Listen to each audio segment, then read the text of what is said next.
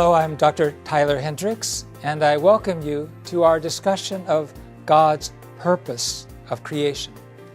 In this world, nothing exists without a purpose. All things are created beings, and their creator had some purpose for creating them. The creator's purpose becomes the purpose of the created entity. Thus, our purpose as human beings is also determined by the Creator God, His purpose for creating us. We're going to study our purpose, why we are here, in light of God's purposes. And we can know of God's purpose of creation through the Bible. Its first book, Genesis, includes God's act of creation. Whenever God finished one stage of creation, He said, "It is good." This means it makes me happy to look at this. At the last stage, the creation of human beings, God said, "It is very good." So God felt a lot of joy. Why does a person feel joy? Joy comes when we are stimulated by someone or something who looks, acts, and thinks like we do. It comes when we are in familiar surroundings, like our home. It comes when we create something that reflects who we are. When we're stimulated by something that is like us, we feel joy. And then we love those object partners who give us joy. The intangible God is the same way. Actually, He has an uncontrollable urge to love object partners who look like Him and look like her. In order to fulfill this, there has to be a tangible object. Without a substantial object partner, no one, not even God, can realize joy and feel love. Only with this object partner can God love and be happy. And God's object partner feels loved and is happy also. So that's why it's win-win. Lots of love, lots of happiness. That's why the creation began. Because happiness comes through the substantial object partner that returns joy to us. The intangible God created all this variety of the whole universe with this purpose for joy. Human beings are the children of God who resemble Him completely. We are His companions of love. Then when does God feel the most happiness? It was when He created Adam and Eve, His children, when what He conceived as an idea was fulfilled. God created us according to His form and shape. In other words, God is the parents of humanity, our Father and our Mother. And just like our parents are so happy when we were born, when a baby is born, so too God was joyful when His children were born.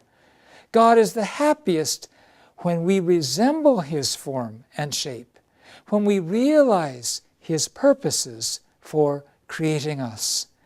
Then what are those purposes? God, our parents, created us and gave us blessings. In Genesis 1:28, we read, "God blessed them and said to them, 'Be fruitful and increase in number. Fill the earth and subdue it. Rule over the fish in the sea and the birds in the sky, and over every living creature that moves on the ground.'" What does this mean? To be fruitful means for each of us to complete our individuality. It means to resemble God's divine nature and character. It means that centered on God's love, your mind and body must fulfill give and receive action with each other within you, based on your conscience and your heart. You have to have God's wholeness and fulfill His and her values, God's values. In the Bible, they call Jesus the incarnation of God's Word. He is recorded as the one who became one with God. And so Jesus said, "If you see me, you see the Father." Jesus gave tremendous joy and happiness to God. Now, to increase in number and fill the earth means for those who have fulfilled their individual maturity, like Jesus, to marry and have children and expand from a family into a tribe, nation, and world. This, in other words, means the completion of the family. In Genesis 1:27, it says that God created man in his image, male and female, he created them. This means that the harmonious unification of male and female is the image of God. Genesis 2:24 states that husband and wife are to become one flesh. And Jesus repeated this in Matthew 19. Men were born for women. Women were born for men. And Jesus said, what God has put together, let no man cast asunder. The oneness of male and female is the form of God. The husband can meet God through his wife, and the wife can meet God through her husband. Through the oneness of husband and wife, children are born. And through the birth of children, the couple becomes parents, and the children become brothers and sisters. Thus, the family comprises 4 loves: the love of parents, the love of husband and wife, the love of children, and the love of brother and sister. Today, you and I can build a heaven with these 4 kinds of love in our family. A community where this love spreads to your neighbors, a world where all people serve God as their parents and consider all humanity as their brothers and sisters. This is the ideal of God. This is the purpose for which God created us, right? In Genesis 1. Finally, God said, subdue the earth, have dominion over it, rule over the fish in the sea and the birds in the sky, over every living creature that moves on the ground. What does this mean? It means for human beings to care for all things with love. Now, there are environmentalists who see this verse and they say, well, Christianity has had in the mindset of destroying nature. But to care for nature means for God's sons and daughters to help the creation fulfill its true nature. It means to reveal our object partner's value, the creation's value. It means to face all things with the heart of God. That is when natural things in the universe respond to us and bless us. It is an approach of loving nature, not destroying it. It means to develop and preserve nature with love, not to abuse and misuse and exploit the environment and the ecosystem.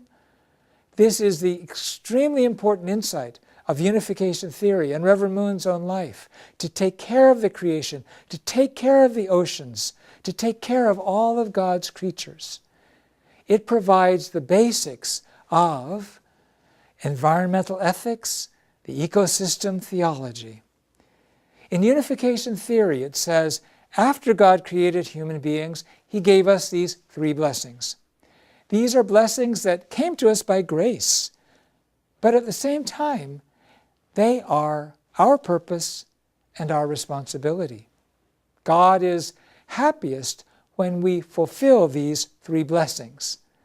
The fulfillment of these 3 blessings is the perfect image of God.